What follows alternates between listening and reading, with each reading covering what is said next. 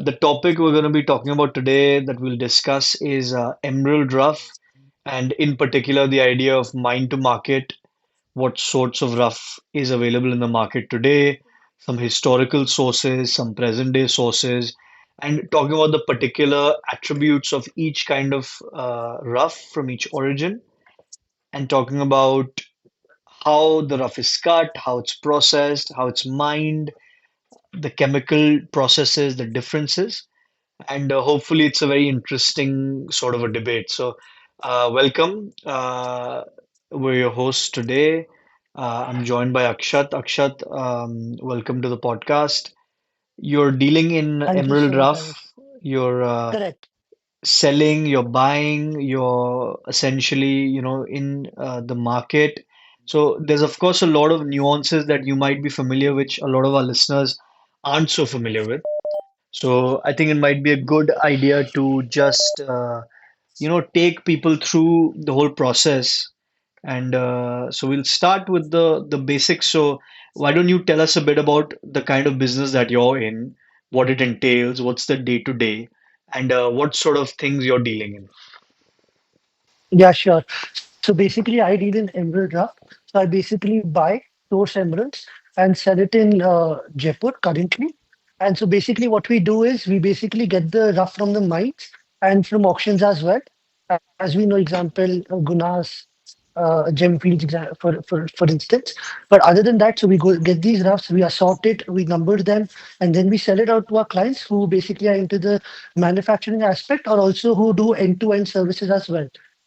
So just give me an example for somebody who might not understand what Gunas or Gemfields is.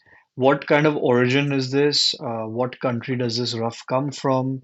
Can you just talk a little bit more about what this means for somebody who doesn't understand? Yeah, sure. So basically, Gemfield gets rough from Zambia, and other than that, we do also get directly from the source. Example, from a mine in Colombia. Example would be a good example is Muzo mine. So that is what we do. Basically, we get it from auctions as well as from uh, the mine itself, and we basically assort it and then we sell it to our clients.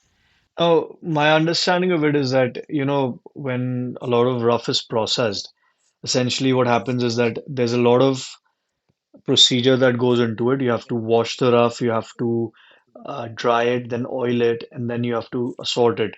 So, what is of interest to me is, do you generally end up mixing origins together, or do you end up ever kind of putting different origins together, or do you try to keep them separate in general? No, we try to keep them separate in general. And the whole purpose of keeping them separate is because all the rough that comes from different mines have different characteristics. Example, Zambian comes of a deeper greenish, bluish shade, whereas Colombian is a more of, say, greenish, goldenish shade. So basically, the whole reason is because of color. Secondly, is because of the price. A Colombian stone or a Colombian rough is much more expensive than a stone or a rough piece from Zambia as well. So basically, these two reasons, price and color, is the reason why we don't even mix rough. And also, it makes it easier for the end customer as well, or someone who's say manufacturing also, because when they also try to sell it ahead or say sell a jewelry with these stones, it makes them easier to explain the customer as well that exactly what stones have gone in, because it helps us maintain transparency and help us gain their confidence as well. Right. Particularly, the interesting thing for me is that historically, emeralds have come from a variety of sources. From my knowledge or my kind of understanding of it, I can name about, I would say, 11 different sources that emerald rough comes from. Of course, you've named the two major players. So, Colombia has historically been the oldest supplier of emerald rough, almost going back to 300 to 400 years, when the Spanish essentially, while colonizing or conquering through South America, ended up finding emeralds in Colombia, and which is where the historical Chivor mine was found. But of course, the recent major source of emeralds has been Zambia, which for the last about 70 years has been producing the largest quantity of gem quality emeralds, which is what in general we are discussing is talking about emeralds which are then able to be processed into jewelry because essentially what makes these emeralds of interest is that these are particularly useful and what a lot of the consumers are going to see in the market. Some of the other sources that are extremely interesting, of course, Brazil is a major source of emeralds. There's some extremely beautiful emeralds that come out of Afghanistan, which sadly, due to the political situation at the moment, is not a major Mm, source, but it definitely does right. produce some extremely beautiful emeralds. There's, of course, Swat from Pakistan, which for similar reasons, of course, again, is not utilized to its full potential. Then, of course, we have a lot of smaller mines which have gone extinct. So we have the Sandwana mines of Zimbabwe, which was historically one of the most prominent mines for smaller sizes, beautiful green stones. There's the Cobra mine in South Africa, sometimes referred to as the Botley mines because of its bottle green color. And then, of course, you have the Australia mines. There's about four different mines in India that produce gem quality emeralds, although by no standard are they utilized to their full potential due to, of course, government norms as well as Right. other sort of factors that play into it.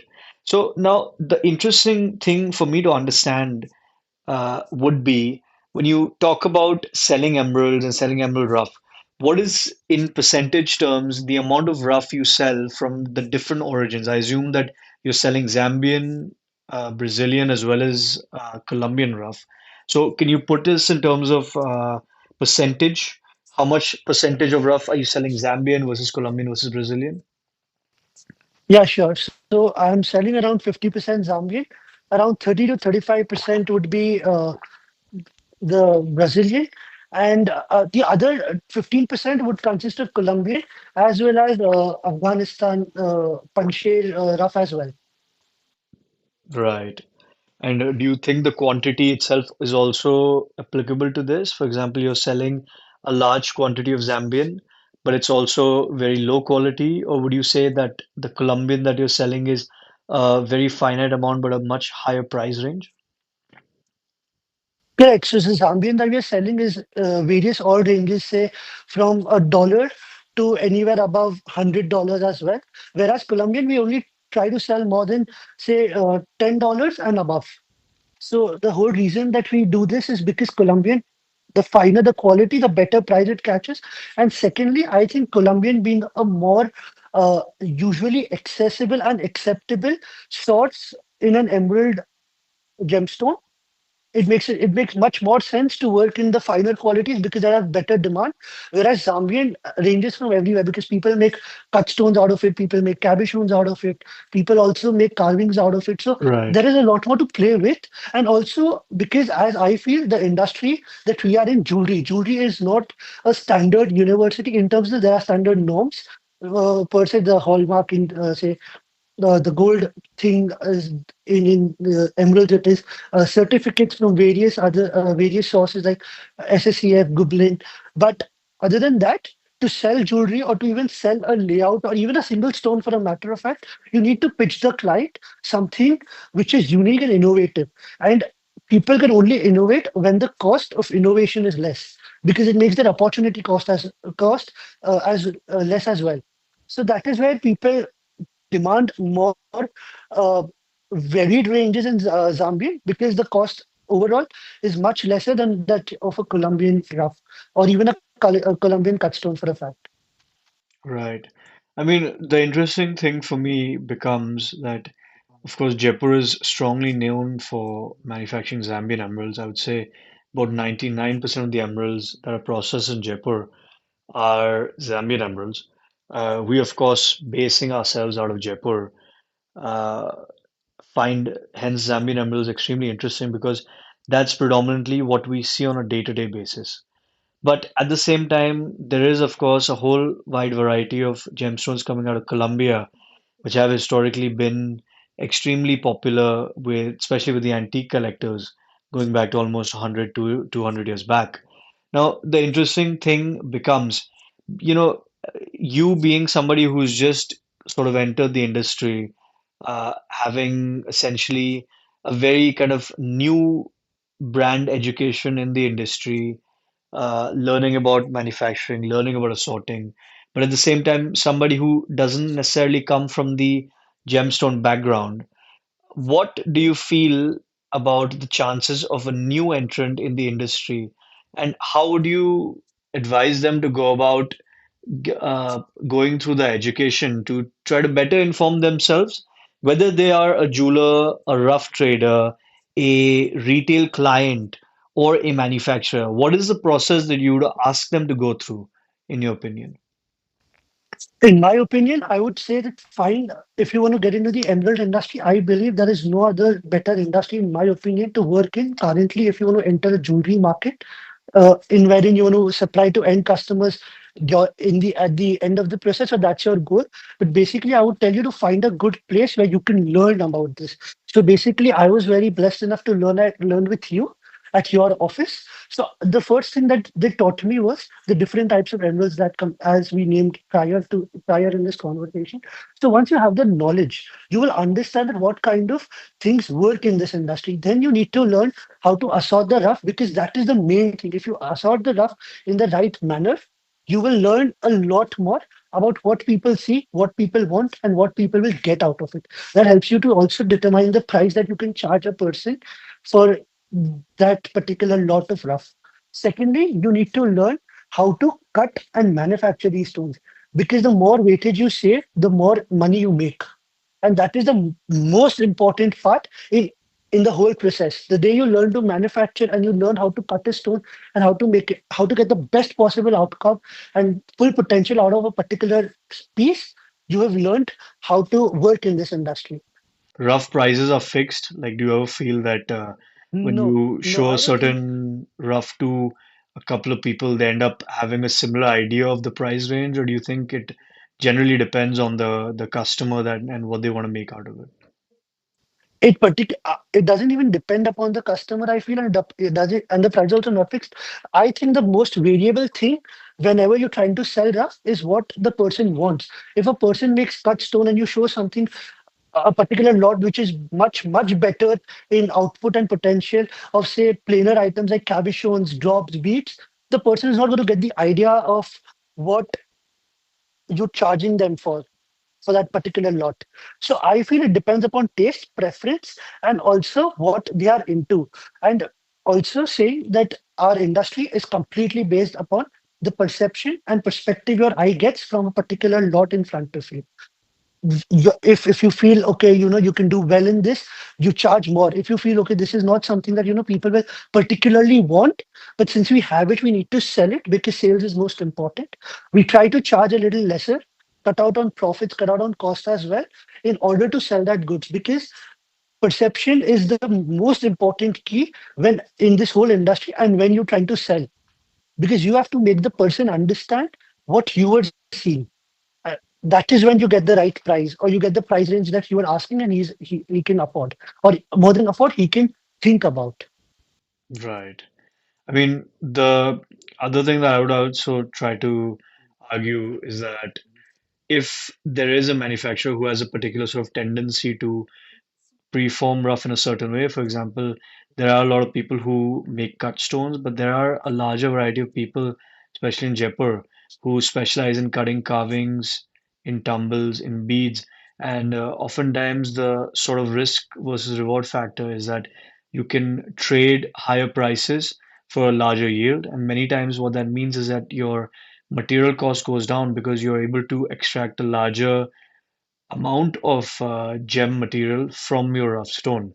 Let's say, for example, that a particular rough might have a 20% yield for a cut stone, but when you cut a cabochon or a tumble, that almost goes up to almost 35-40%. So suddenly you're looking at a ballpark of your costing becomes half of what it would have been if you had made a cut stone. And oftentimes you're able to mask your inclusions much better than you would have in a cut stone as well. The other question that I would have is, when we talk about preforming gemstones, and there's a lot of great lapidaries that are coming out of Jaipur, especially because you see the lost art of gemstone cutting in other countries. Predominantly for me, the two examples would be Ida Oberstein in Germany, and then of course Israel, where a lot of the Jewish gem cutters who are historically very famous for doing extremely beautiful cutting were based out of. Do you feel that the Indian gem cutting industry has a sort of edge above the rest of the world, which is why we've survived for so long? Or do you think it's just basic economics of just having cheaper labor and cheaper processing costs?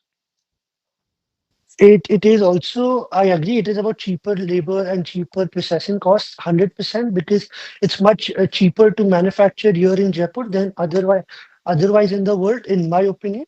But the other thing is, because as we said, this industry is decades and centuries old, correct? So as I see this is, I started from point A, I innovated and went to point C. So today, the cutters in Jaipur also have the knowledge till point C. From point C, they start to innovate and they lead to point, say, F. So basically, when you go ahead and ahead, so tomorrow I feel that if another country or another area or a region gets into gem cutting where they can the cost becomes more feasible, I think they'll be even more innovative than the ones that we have currently. Because change is the only constant in all of this. The more you innovate, the more you learn. We did not even think about, carving a bead, but people currently are so innovative and so creative that they do think about other things as well. So other than that, I don't think there's another reason, but I do feel that people who are innovative, and especially in India, people love to innovate. Right. I mean, it's a good point you bring up because there's, of course, always new cutting centers coming up. I know for a fact that Peshawar in Pakistan has become a hub for semi-precious gemstones, particularly because there's a lot of mining that's also happening in Pakistan. But in general, a lot of these cutters are basing themselves out of Bangkok and then cutting a lot of high quality tourmaline material, as well as aquamarines, as well as spinels and kunzite and whatnot. Now, Akshay, the interesting part becomes for me is, what are the sort of questions that you kind of dwell into when you think about gemstone and rough, and what are the sort of things that you have in your mind that you've been thinking about in the recent times? So one particular thing that has been over my head or has been there is that, as example, for instance, Diamonds has a particular institute that regulates the price. Example, Rappaport. So basically, they check the price on the wrap, and that's around the ballpark amount that they can charge for a particular quality of good. Do you think that if this comes into gemstones, for example, if there's an institute that regulates prices, what do you think? How will the industry be? I mean, it's a multi-factor question. I think essentially from a business standpoint, when standardization happens, the profit margin is driven down. Essentially, this is what we're seeing in diamonds, where what used to be a sort of hidden market now becomes extremely open, and the customer has an extremely strong base to go off of.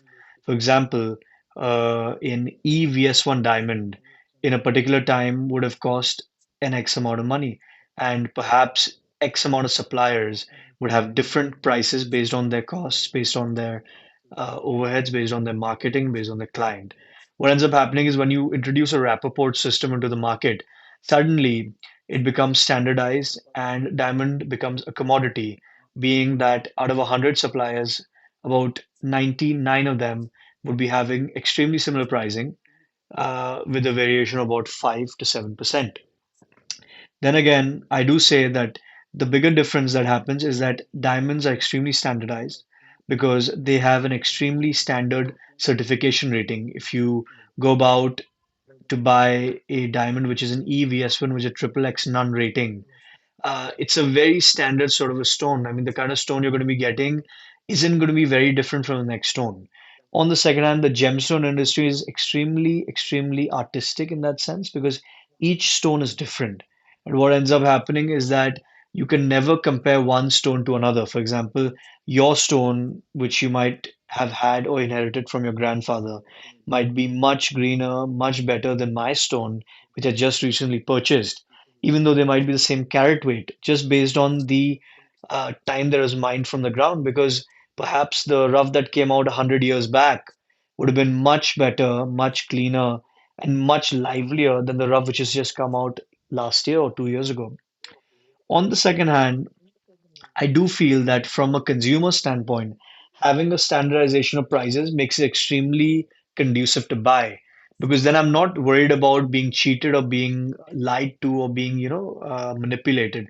And what that means is that similar to what happened with the diamond industry, where profit margins were driven down, but turnover suddenly multiplied. And I feel that's something that's going to happen with the gemstone industry, because in any certain case, there are certain magazines and there are certain sort of databases that are trying to standardize the system. I don't think it's going to be anywhere near as cohesive or as standardized as diamonds are. But I do feel that it is eventually going to happen. What that means is it's going to drive a lot of players out. But for a lot of players who believe in charging a standard rate and a fixed price and a proper price, and they don't try to manipulate the consumer into overpaying for stone, I think it's going to be a positive side for the industry.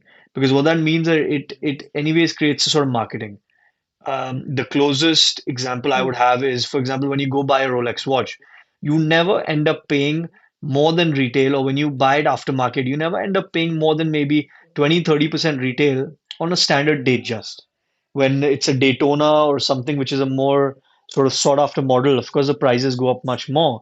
But what ends up happening is at least the consumer has a set price bracket that they know, so they have a choice of whether to buy the watch or not just by comparing it to the retail price. What's going to end up happening with color stones and what already is happening with diamonds is that you're going to have a retail price to compare to. And then it all becomes about how much do you want it? How much is the demand for the product?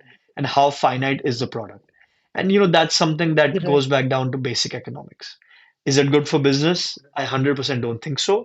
But I think it's something that a lot of our suppliers are going to have to fight with if they want to be in the market for a longer period of time. Correct, correct, very true. Another question that did come up to me through this conversation is, Ayush, that you've been in this industry for more than 5 years now. So, what do you think that what people do by selling rough is one part of the process? What is your perspective in terms of the whole process? Because currently, as the players are increasing in our industry as well, what do you think would happen to people who are working in a particular niche, or say a part of the process is performed by them? Again, it's a complicated question because there's so many factors to the industry.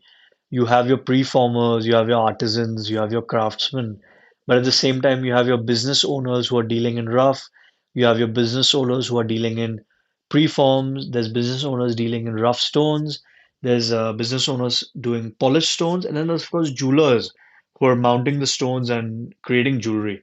I think in today's market, the most important thing is the multifaceted approach. You have to be specialized, but you have to be diversified.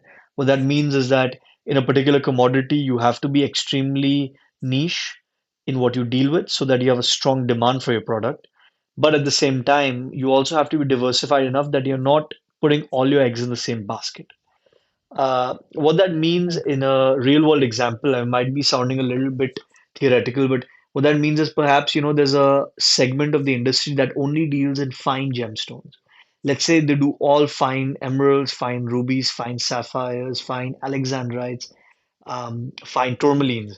And that's your niche market. So what that means is that you're not stuck on one product because you have a big catalog of products, but at the same time, you're focusing on one segment of the market, which is fine industry.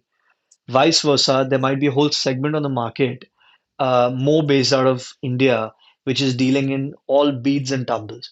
Now, they might be making beads and tumbles out of emeralds, rubies, sapphires, tourmaline, garnet, tanzanite, and whatnot. Now, they have a wide variety and a vast catalog, but at the same time, they're dealing in one product, which is beads and tumbles. And so that becomes a consumer market. I think the important factor to realize in today's industry is that everybody can't do everything. Budgets are finite, and everything just costs an exorbitant amount. So, what perhaps a person could do with $10,000 maybe 50 years from today is going to get you peanuts today. And so you really need to know what exactly your budget is, what exactly your amount to spend is, what exactly your investment amount is, and then try to build a consumer market base based on that. I think the most important facet in this is how strong your supply chain is and also how strong your marketing is. That's about it. I think we've covered quite a lot of great things. We've had a good conversation. And Okay. I think it's good start point, and then we go forward with it, and we try to pick up a different topic each week, and just to see what exactly we can come up with. Because I think the interesting thing is going to be when people listen to these conversations, what they can get out of it. And that's, I think, the more important thing. Right, of course. No, thanks for doing this, and I'll join you, of course, again for the next episode. Hopefully, it's going to be as interesting as this one. Um, I know we're both rough lovers, so for us, this becomes an extremely interesting topic. But perhaps it's going to be something related to this in standpoint of manufacturing or polishing. So thanks so much, and yeah, join us next week. Thank you.